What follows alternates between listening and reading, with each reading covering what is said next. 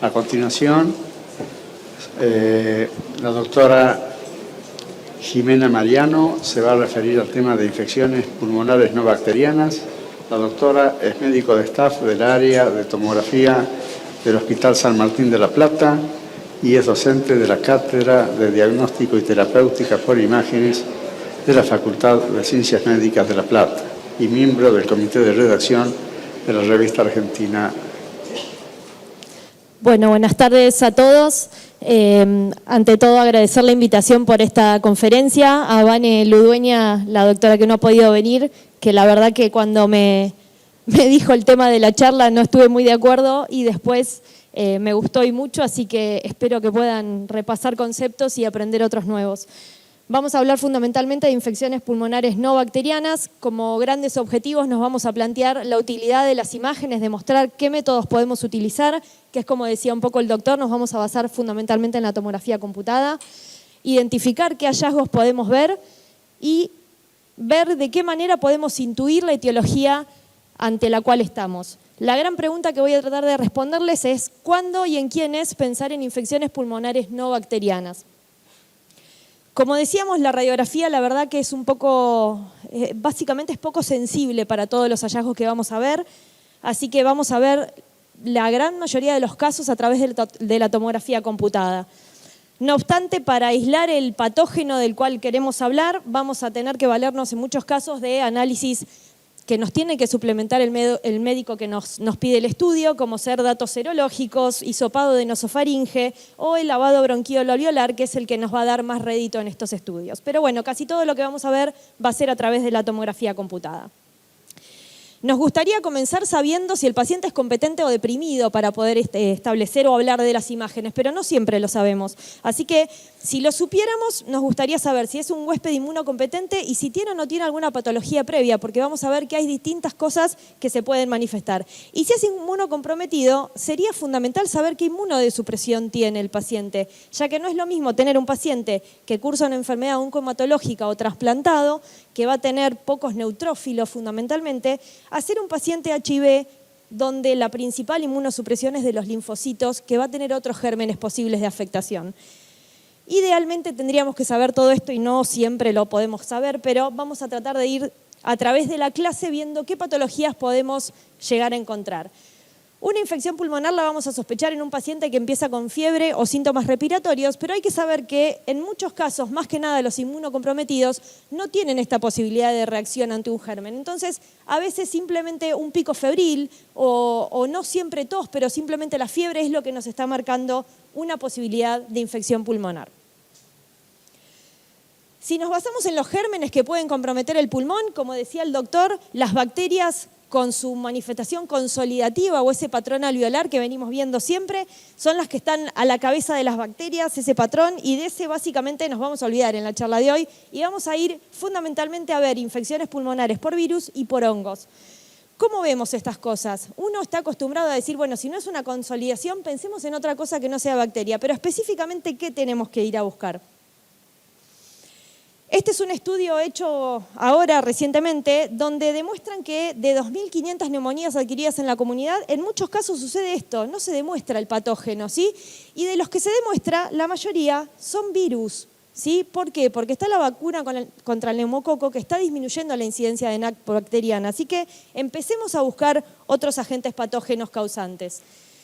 Y dentro de estos otros agentes patógenos están los virus. Uno le echa la culpa de los virus a todos. Moco, virus. Diarrea, virus. Bueno, infecciones pulmonares bajas también estamos considerando los virus. Así que vamos a tratar de ver cómo se pueden ver, ¿sí? Esto es un poco lo que les decía. Suelen ser de difícil diagnóstico por este concepto de que además no todos se hacen un hisopado de nasofaringe ante un cuadro respiratorio, entonces la realidad es que adquirir el agente etiológico no siempre es sencillo. Vamos a ver qué podemos hacer con las imágenes y además muchas veces hay una sobreinfección bacteriana que nos dificulta aún más estos datos. Dentro de los virus que vamos a ver, estos son algunos y vamos a ir viendo en detalle cada uno de ellos. Si uno tuviera que ir a buscar algún hallazgo tomográfico de una neumonía viral, una de las principales cosas a saber es qué hace el virus. ¿Qué hace el virus en mi vía respiratoria? Bueno, este dibujito es básico, pero sabemos que los virus ingresan por lo que es vía aérea superior, se replican en nasofaringe, dando todos los síntomas de tos, rinorrea, catarro, típicos de un virus, y después van a ir a lo que es la pequeña vía aérea más distal, y esas son las imágenes que nosotros tenemos que ir a buscar, la afectación de la pequeña vía aérea. Una vez que llega a la pequeña vía aérea, el virus genera inflamación de esa pared bronquial, dando una bronquiolitis y las consecuentes manifestaciones tomográficas que vamos a tener de la pequeña vía aérea. Entonces, esas son las cosas que tenemos que ir a buscar. Un engrosamiento de la pared bronquial, alteraciones en la atenuación del parénquima consecuente a esto, porque si disminuye la luz del bronquio, obviamente va a haber alteraciones en la atenuación del parénquima después de esto. Vamos a ir a buscar, como decía el doctor, vidrio esmerilado. El vidrio esmerilado es uno de los principales hallazgos. Y el compromiso de ese lobulillo pulmonar secundario a través de muchos casos árbol en brote, ese infiltrado tree in bud que decía el doctor hace un ratito. Estos son los grandes hallazgos de la tomografía en las infecciones virales. Entonces, lo que tenemos que ir a buscar, y esta imagen ampliada nos ayuda un poco para ver ese engrosamiento de la pared bronquial que condiciona alteraciones en la atenuación del parénquima consecuente al mismo, con infiltrados en árbol en brote, que no siempre es tuberculosis, hay que recordar eso, que no siempre que uno tiene árbol en brote sea tuberculosis, no siempre, miremos el contexto completo del paciente, y siempre se acompaña un poquito de engrosamientos de los septos adyacentes. Estos serían los grandes hallazgos a ir a buscar. ¿En qué virus? En los virus que se replican en la nasofaringe y llegan a la pequeña vía aérea condicionando esa bronquiolitis. Fundamentalmente, y los dos grandes a recordar, el sincitial respiratorio y el parainfluenza. La realidad es que en muchos casos va a ser un huésped que es inmunocompetente en el que vamos a querer aislar el germen. No se suele hacer un hisopado de nasofaringe de un huésped sano. Por lo tanto, la mayoría de los casos que les voy a mostrar a continuación son de inmunocomprometidos. Este es un caso de un paciente con varios cortes de tomografía computada, donde si se fijan los hallazgos son sutiles, hay que ir a buscarlos. El paciente tiene un cuadro de infección respiratoria inferior. Miren esos sutiles infiltrados nodulillares en vidrio esmerilado, que si por ahí no lo marcamos, al que no está acostumbrado le cuesta ver, con la alteración en la atenuación del parénquima. Fíjense que hay como un patrón en mosaico. Acuérdense que se inflamó la pared del bronquio, entonces voy a tener un compromiso de la vía aérea y de la atenuación del parénquima consecuente. Y los engrosamientos de septos que casi siempre los encontramos. En este caso se aisló un virus sincitial respiratorio, como le contaba recién con esos hallazgos. Este es otro paciente, perdón el video, pero lo que quiero demostrarles es estos compromisos, fíjense a medida que transcurre el video, donde vemos los hallazgos que son sutiles, varios micronódulos comprometiendo la región basal del pulmón. Fíjense, los micronódulos son en vidrio esmerilado, un poquito lo que decíamos recién, y algún árbol en brote también consecuente. Fíjense cómo a lo largo del video básicamente el resto del pulmón es normal y nos encontramos con esos infiltrados sutiles en ambas bases. Hay que buscar las neumonías virales. En este caso se aisló un parainfluenza. Y otra de las cosas que podemos ver dentro de neumonías virales, y con esto a veces uno se luce ante un residente, como fue este el caso, uno ve esta placa y dice, bueno, andá a averiguar qué antecedentes tuvo y seguramente, bueno, en este caso tuvimos razón, ¿no? Pero si se fijan, uno ve varios micronódulos de alta densidad dispersos en los dos campos pulmonares de distintos tamaños, y el antecedente que había tenido había sido una varicela en el adulto, ¿sí? Por lo tanto, varios de estos micronódulos estaban calcificados y es una de las grandes cosas que se puede ver en una neumonía varicelosa evolucionada y curada. Pero durante el proceso agudo, que el paciente está con la clínica respiratoria en el contexto de la eruptiva cutánea, uno puede ver los mismos hallazgos que les mostraba recién. Bien, decíamos que los hallazgos dependían de cómo se comportaba ese virus en el aparato respiratorio. Esto es lo que les mostré recién. Esto es un artículo de la Radiographics excelente que pueden demostrar las imágenes en las neumonías virales. Pero hay otros virus que generan mayor lesión, lesionan el epitelio alveolar una vez que llegan a esa vía aérea distal. Y ahí las imágenes van a ser distintas, fundamentalmente con consolidaciones múltiples, bilaterales, irregulares. Eso es cuando el virus, una vez que llegó a la vía aérea distal, genera una lesión del epitelio alveolar, a veces con hemorragia, a veces con otro tipo de lesión. ¿Cuáles son esos virus? La influenza y el Hanta. Ahora vamos a ver algunas de estas imágenes.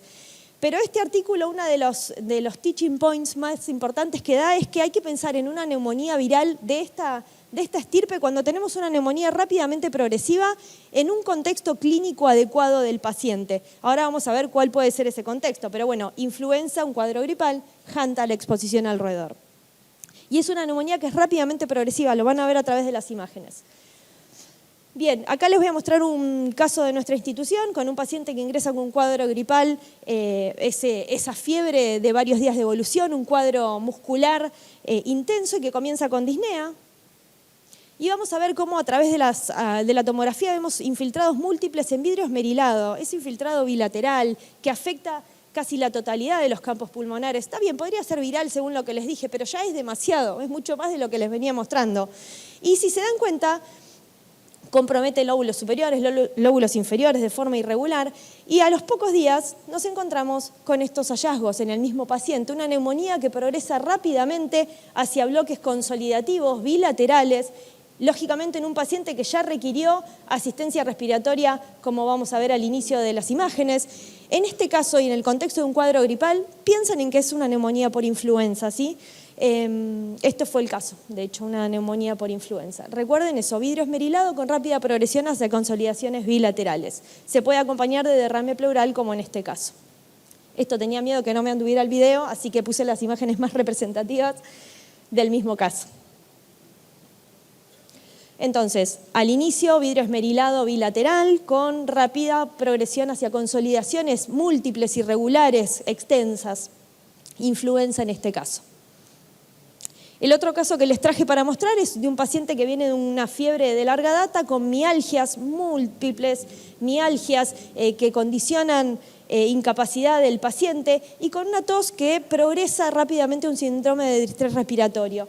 En este caso, y ante un buen interrogatorio, vamos a tener el diagnóstico. Se observan múltiples infiltrados, ahora lo vamos a ampliar para ver un poquito, pero fíjense que hay vidrio esmerilado, pero hay engrosamiento septal también, conformando el patrón en crazy paving que ya hemos visto, ¿sí?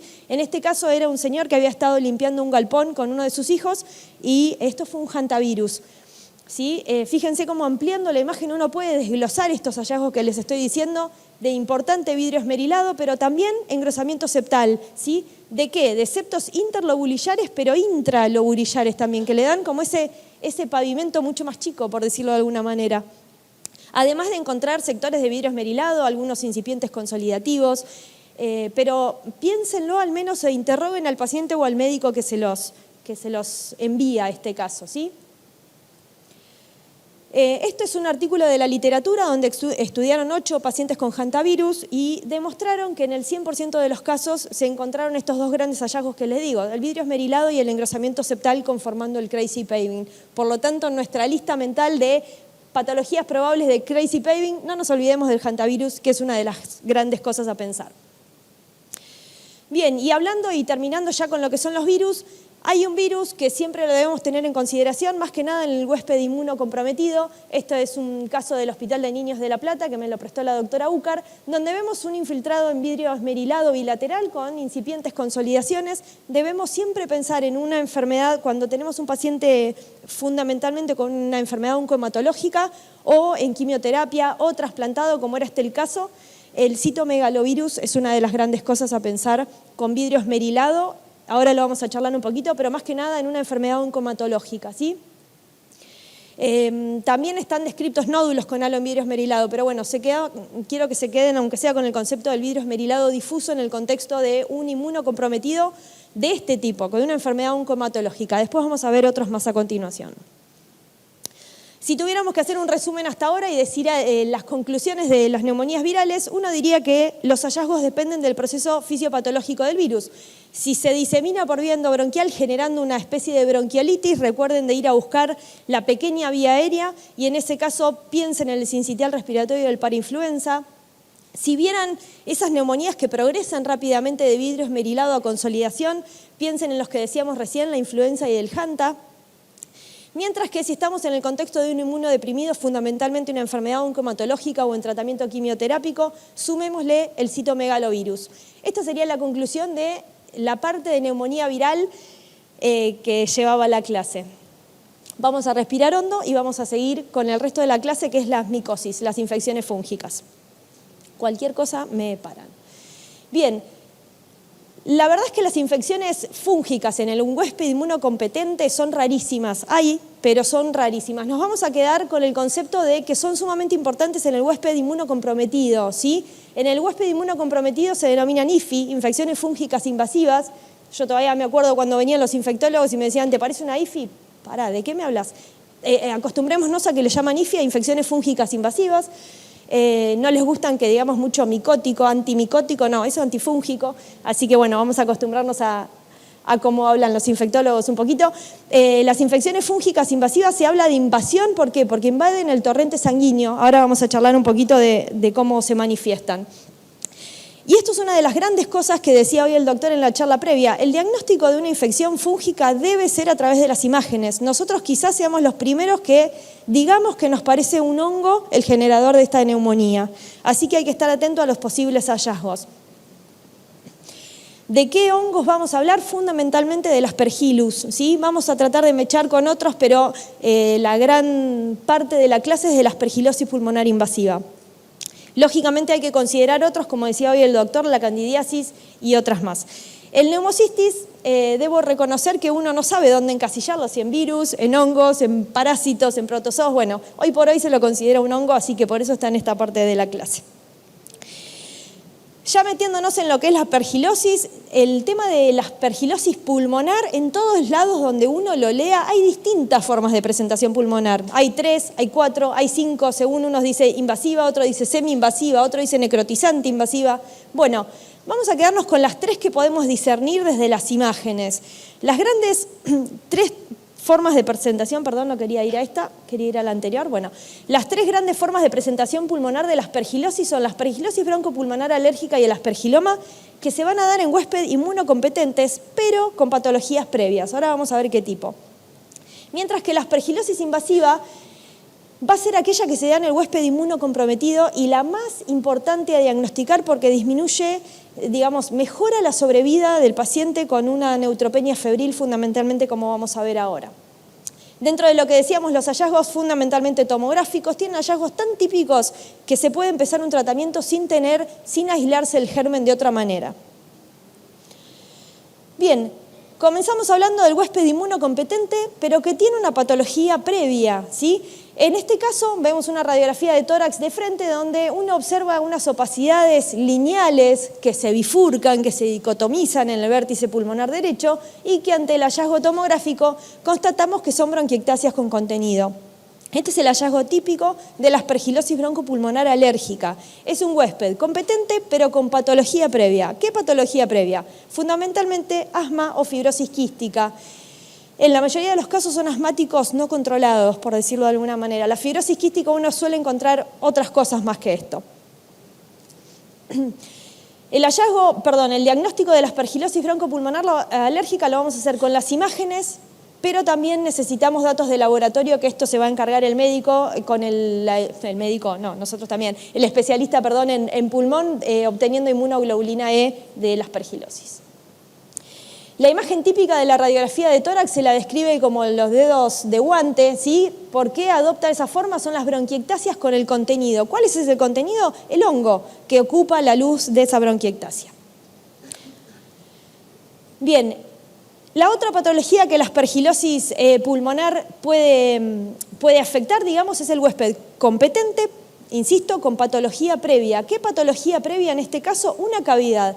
Tener una cavidad en el pulmón, una cavidad preexistente, puede ser motivo para que el hongo se meta de forma saprofítica en esa cavidad y genere cosas. ¿Qué generan? Generar erosión un poco la pared, genera hemoptisis y fiebre, y el paciente puede manifestar esto. Este es un caso gentileza del doctor Felder, que me lo suministró porque yo no lo podía encontrar.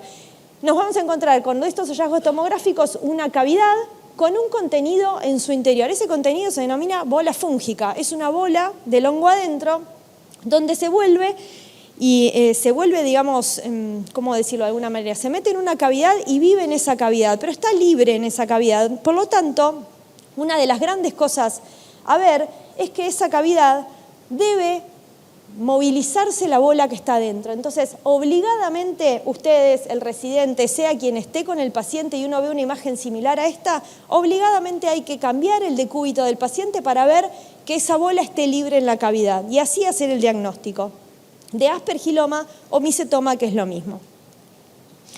Bien, estos son ejemplos de la literatura donde vemos una cavidad en una huella de una lobectomía con una bola fúngica en su interior que cuando cambiamos el decúbito del paciente vemos cómo se cae hacia el otro sector declive.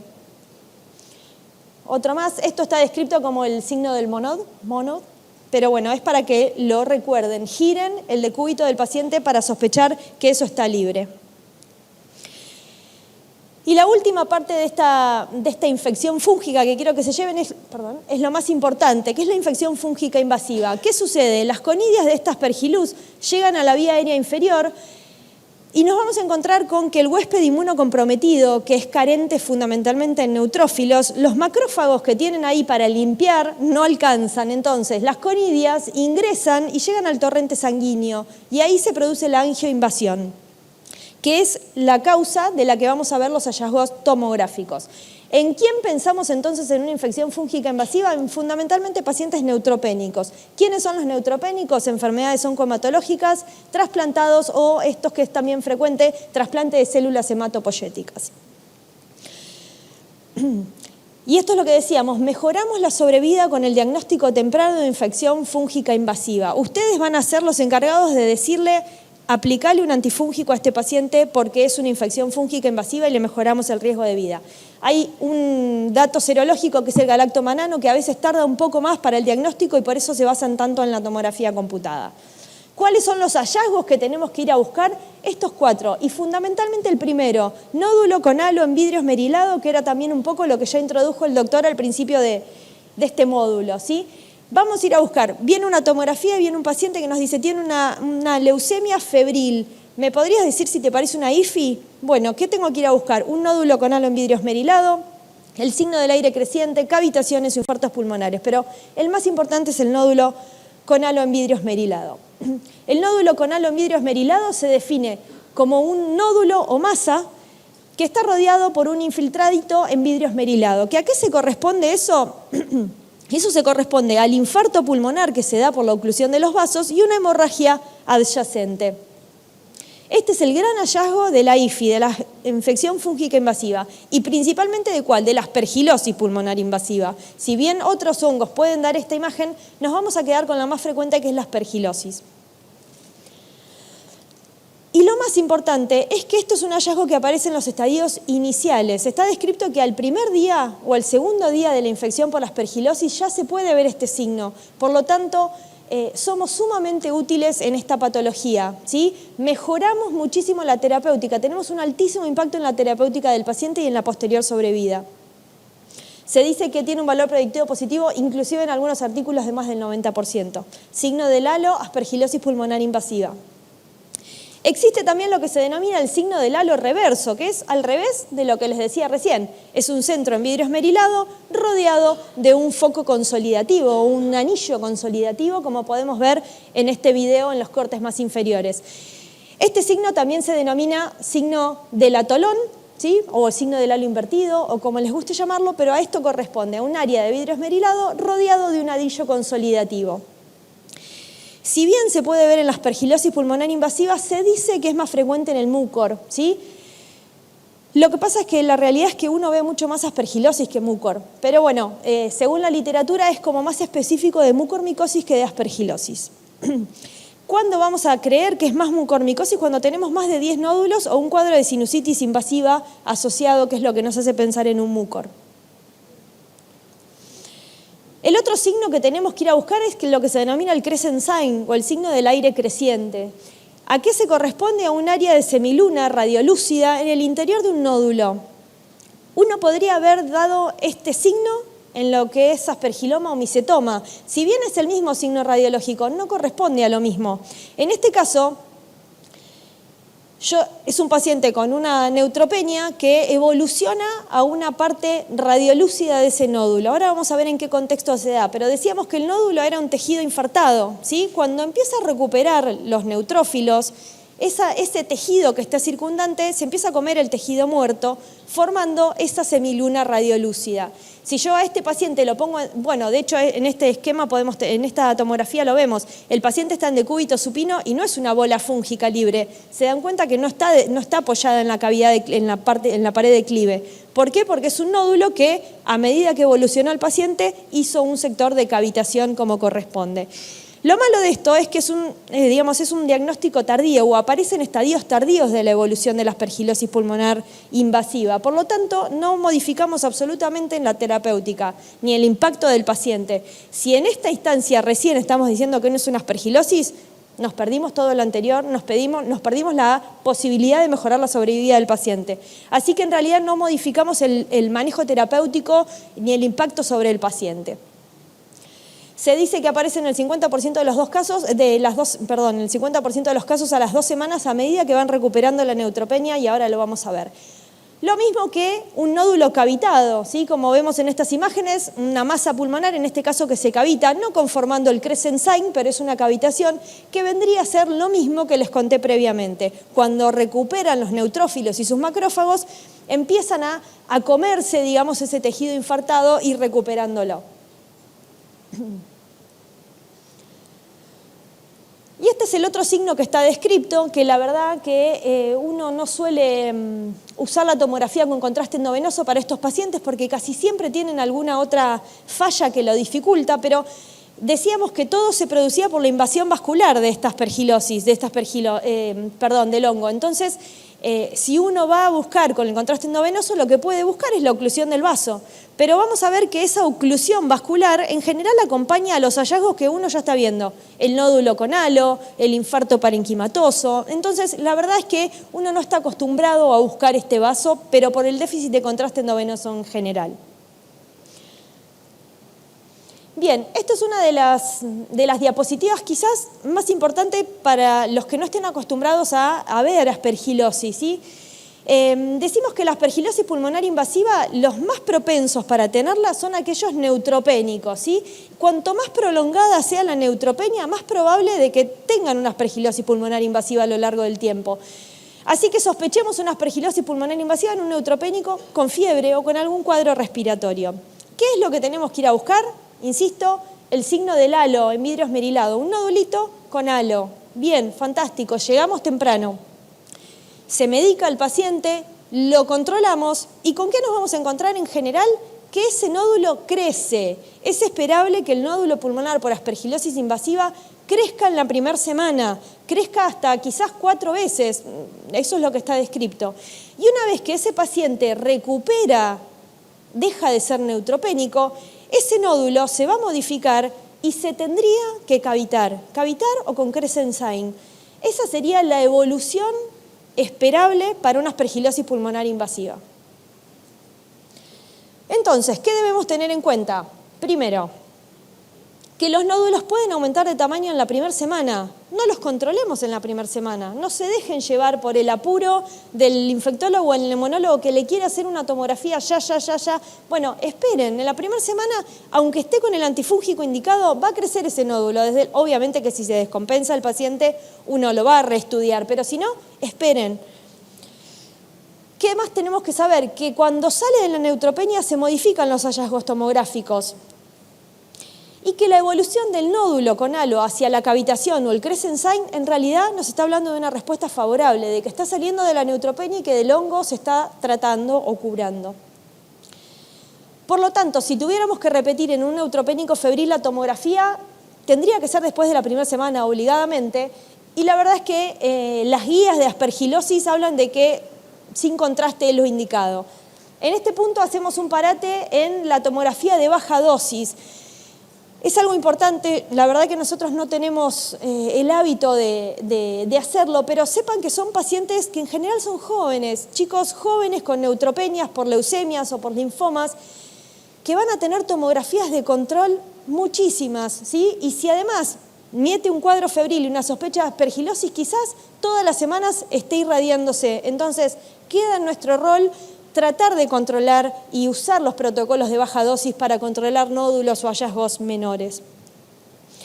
Bien, esto es a través de las imágenes, un poco lo que les decía recién. Esto es un caso de hace muy poquito que veíamos, así que lo sumamos a la clase. Vemos un paciente con una neutropenia febril, donde buscamos el nódulo con, en este caso 2, con halo en vidrio esmerilado, que a la semana vemos que aumenta ese nódulo y que a la semana se cavita. Evolución esperable de la aspergilosis pulmonar invasiva. Bien, perfecto. Nos falta lo último, vamos bien. Las imágenes en neumocistis, ¿sí? En neumocistis, ¿dónde lo metemos? De vuelta a lo mismo. Bueno, lo metemos en la parte de hongos. El PCP, para todos va a seguir siendo el PCP porque es la manera más fácil y más común de denominarla. En realidad es el neumocistis carini, que ahora se sabe que es el neumocistis girovesi ya hace varios años. Pero ¿en quién vamos a sospechar PCP? En pacientes HIV. Nos olvidamos de las enfermedades oncomatológicas, nos olvidamos del neutropénico y pasamos a lo que es el paciente con VIH. Se dice que es el principal agente de infección oportunista en el VIH, el neumocistis. Esto es un poco lo que les decía, todos lo denominamos PCP y después se dieron cuenta que era el germen de los roedores y no del humano, por lo tanto ahí lo modificamos a PJP, no obstante la mayoría lo seguimos denominando PCP. Bien, ¿qué vamos a buscar en un paciente con sospecha de PCP? Fundamentalmente vidrio esmerilado, ¿sí? Fíjense la importancia, ahora vamos a ver hallazgos que podrían ser tranquilamente muchos de los que les nombré previamente, pero tengan en cuenta o traten de averiguar qué inmunosupresión tiene, si es un paciente neutropénico o si es un paciente HIV, que realmente los gérmenes van a tener que ser distintos y es sumamente importante saber qué inmunosupresión tiene el paciente. Entonces, ¿qué buscamos? Buscamos infiltrados en vidrio esmerilado, fundamentalmente en regiones periliares y compromiso fundamental de lóbulos superiores. Ahora lo vamos a ver a través de las imágenes. Como decía hoy el doctor de la mañana que estuvo hablando de cuestiones similares o de casos, decía que muchos PCP en estadios más avanzados, la manifestación más frecuente es el crazy paving y ahora lo vamos a ver. Y no olvidarse que siempre el PCP se engloba dentro de las lesiones quísticas de pulmón y ahora vamos a ver algunos ejemplos. Este paciente de nuestra institución, vemos una placa de tórax de frente donde se observan sectores de aumento de la densidad a predominio quizás del vértice pulmonar derecho, hallazgos que se constatan en la tomografía computada. En un paciente en el contexto de un HIV, obligadamente tienen que pensar que esto sea una infección por PCP. Fíjense cómo se ve ese vidrio esmerilado, que lo definíamos hoy como el aumento de la densidad que permite ver las estructuras que están por detrás, a predominio de lóbulos superiores, con pequeños sectores, si se quiere, de crazy paving. Y si nos ponemos a evaluar detalladamente este sector, vamos a ver que tiene unas imágenes quísticas en el contexto de un vidrio esmerilado. En este caso, entonces, un paciente HIV con tos, en general es una tos seca o disnea, y buscamos, repito, infiltrados en vidrio esmerilado en zonas periliares y lóbulos superiores. Este otro caso, este es el escanograma, por eso la mala definición, perdón. Y nos vamos a encontrar cómo en el video se observa ese crazy paving bilateral en el paciente de un contexto en HIV. Fíjense cómo es grosero ese crazy paving, pensé que lo iba a poder tener. Fíjense a qué se denomina crazy paving o empedrado, engrosamientos septales y vidrio esmerilado. Si bien uno tiene el concepto de que el PCP lo buscamos con vidrio esmerilado, recuerden también el crazy paving.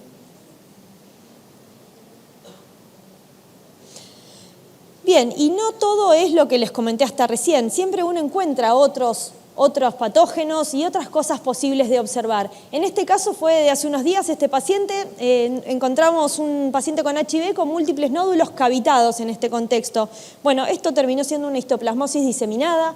La histoplasmosis diseminada es de las imágenes más similares a la TBC, así que ojo porque se disemina por vía hematógena, da un patrón miliar, muchas veces muy similar a lo que es una TBC, pero en el contexto, en este caso fue una histoplasmosis diseminada. Y estos son casos de pacientes con trasplante renal, que tenemos muchos, con nódulos bien delimitados, como en este caso, o una masa, u otros nódulos ya con algunas características que no nos gustaban. En este caso fueron criptococosis, ¿sí? La criptococosis la vemos en general como un nódulo único o múltiples o masas, que muchas veces lo que ayuda es que se asocian a síntomas de meningitis, que a veces nos ayuda para pensar que no sea otra de las infecciones fúngicas más frecuentes. Bien, Si tuviéramos que resumir, hasta ahora, como hicimos 2 con minutos, virus... doctora. Sí, estoy terminando. Ya terminó. Lo último que me gustaría decirles es recordar que patologías previas, asmáticos o fibrosis quística, pensamos en APVA si vemos los dedos de guante, mientras que una cavidad preexistente, giren al paciente, busquen esa bola fúngica móvil, mientras que si es un paciente neutropénico, buscamos una aspergilosis pulmonar invasiva con el signo del halo, o si es un paciente con un HIV, buscamos un PCP con vidrio esmerilado y lesiones quísticas. ¿Cuánto me queda? ¿Un minutito? Lo último que les quería decir, perdón, y ya vuelvo, y para terminar, esto hicieron hincapié todos los que estuvimos hablando hasta ahora. No se dejen llevar porque todo infiltrado pulmonar sea infeccioso. Piensen que a veces uno está apurado y piensa que hay obligadamente una infección y no todo infiltrado pulmonar es infeccioso. Fíjense este caso, uno podría pensar que esto es un nódulo con halo, aspergilosis pulmonar invasiva. No, miremos todo. Esto es un TEP con un infarto pulmonar. O esta otra chica que todavía me acuerdo, esta era una chica con una leucemia que había empezado con tos y todos pensaron que era un cuadro infeccioso y sin embargo había estado comiendo milanesa y se había atragantado y se había aspirado un pedacito de milanesa y esto era una hemorragia alveolar por una ingesta de cuerpo extraño. O este otro caso, bueno, uno ve infiltrados bilaterales, pero ya el derrame pleural nos ayuda para pensar que fue una descompensación, una falla cardíaca. Así que recuerden que no todo infiltrado pulmonar es infeccioso, recuerden otras posibles causas. Así que como conclusión final, si uno tiene en cuenta los hallazgos radiológicos más los datos epidemiológicos, ver qué paciente tenemos, qué inmunosupresión tiene, podemos intuir qué agente causal está generando esa neumonía o ese cuadro infeccioso y ya incluso empezar el tratamiento sin haber aislado el germen.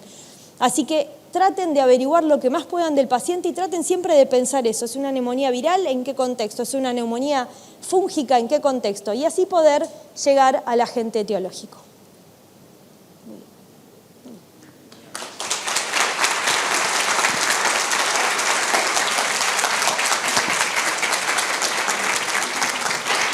Muchas gracias, doctora.